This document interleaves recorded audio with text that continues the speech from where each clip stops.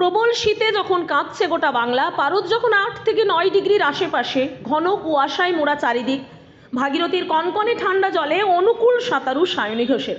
প্রশিক্ষণের জন্য নদীর এক প্রান্ত থেকে আরেক প্রান্ত দাপিয়ে বেড়াচ্ছেন তিনি প্রতিদিন 3 থেকে 4 ঘন্টা ভাগীরথীতে। পূর্ব বর্ধমানের কাটোয়ার ভাগীরথীর নদীতে সায়নীর এই জেদ এখন সবাইকার জানা। রোজ 4 ঘন্টা সাঁতার অভ্যেস।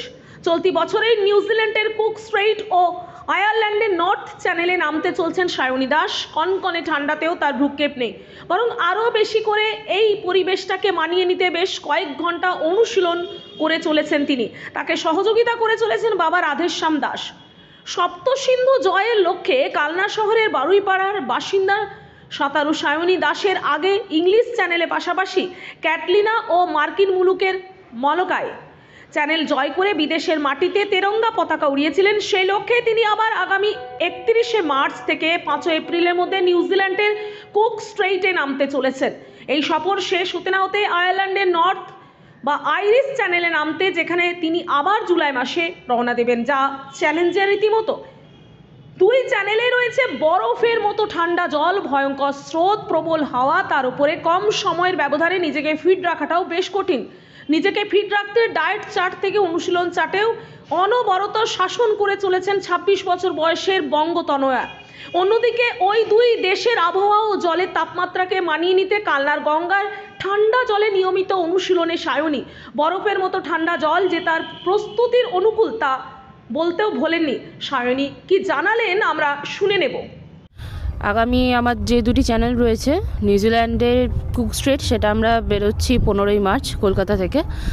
আর আয়ারল্যান্ডের এখনও যাওয়ার ডেট ঠিক হয়নি, বাট আমার সুইমিংয়ের ডেট পড়েছে 25শে আগস্ট থেকে 1 সেপ্টেম্বর পর্যন্ত। তো এই যে আপনি যে প্র্যাকটিস করছেন এখানে আর ওখানের যে আপনার ক্লাইমেট বা প্র্যাকটিস, মানে দুটোর মধ্যে ডিফারেন্স কি অনুভব করছেন? চ্যানেল সুইমিংয়ের ক্ষেত্রে বিশেষত আমাদের ইন্ডিয়ান সুইমার যারা আছি তাদের সবথেকে বড় সমস্যা হয় টেম্পারেচার।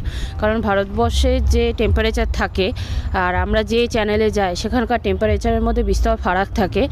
সেই ফারাকটা কখনো কখনো 20 থেকে 25 ডিগ্রি সেন্টিগ্রেড হয়ে যায়। বিশেষত আমি যে নর্থ চ্যানেল যাচ্ছি, যেটা সপ্তসিন্ধুর মধ্যে সবথেকে শীতলতম, সেই জায়গায় নিজেকে মানিয়ে নেওয়ার জন্য এখনকার যেটুকু ঠান্ডা আমি পাচ্ছি সেটাকে কাজে লাগাচ্ছি। ও নিউজিল্যান্ডের কুক স্ট্রেট চ্যানেল পার করতে যাচ্ছে 15 তারিখে। এখান থেকে আমরা রওনা দেবো মার্চের, আর আমরা এপ্রিলে 10 তারিখে ফিরবো। এর মাঝে যেদিন ডেট ওরা পাবে সেদিনও জলে নামবে। এখানের ওয়েদার আর ওখানে ওয়েদারের মধ্যে কি মিল থাকছে? আজকের যে ওয়েদার, এই ওয়েদারের মতোই ওখানেও থাকবে। এরকমই কুয়াশা, ঠান্ডা, এটা নিউজিল্যান্ডে থাকবে। আপনার এখানে প্র্যাকটিস কতক্ষণ করছে? এখানে গঙ্গাতেও 4 ঘন্টা, 5 ঘন্টা, 6 ঘন্টা এইভাবেও প্র্যাকটিস করছে। এটা আরও বাড়বে। এর জন্য স্পেশাল কোনো মানে ট্রেনিং বা কিছু নিতে হচ্ছে? ট্রেনিং তো মোটামুটি ট্রেনিং ওপেন ওয়াটার সুইমিংয়ের জন্য যা দরকার ছিল, গত বছর যেটা মলকাই করেছে সেখানেও মানে একদম সুপার ট্রেনিং করে এসছে। যারা অলিম্পিক খেলেছে তাদের সঙ্গেও প্র্যাকটিস করেছে এবং তাদের সঙ্গেও প্র্যাকটিসটা মোটামুটিও বুঝে গেছে, সেইভাবেই প্র্যাকটিসটা চলছে। এই বছরেও তো 15ই মার্চ আমরা সব বেরোচ্ছি, আর এখন রীতিমতো এই ওয়েদারেও প্র্যাকটিসটাও করে যাচ্ছে 2-3 ঘন্টা, কোনো 4 ঘন্টা, এইভাবেই চলছে এখন প্র্যাকটিসটা। এর জন্য বিশেষ কোনো খাওয়া দাওয়া কি ব্যবস্থা করছে? হ্যাঁ, খাওয়া দাওয়া ওর তো একটা মানে রুটিন মাফিক খাওয়া দাওয়া সব কিছুই আছে। প্রোটিন পাউডার টাউডার যেমন খায় তেমনি বাড়ির নর্মাল সমস্ত খাবারই খাচ্ছে। এমনি এই সফরে আপনি থাকছেন? হ্যাঁ হ্যাঁ হ্যাঁ। কারা কারা যাচ্ছেন আপনারা? আমরা 3 জনাই যাচ্ছি। এবারে এটা মানে ওর কততম জয় হবে?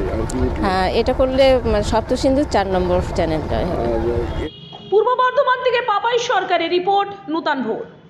সমাপ্ত Chatterjee Memorial art and music college, কলা ভারতী, পেইন্টিং, স্কাল্পচার, ভারতনাট্যম, কথক, মণিপুরি ও রবীন্দ্র নৃত্যে অ্যাডমিশন চলছে। Admission open for degree and diploma courses. Kola Bharati, NSB Road, Raniganj. Call 993224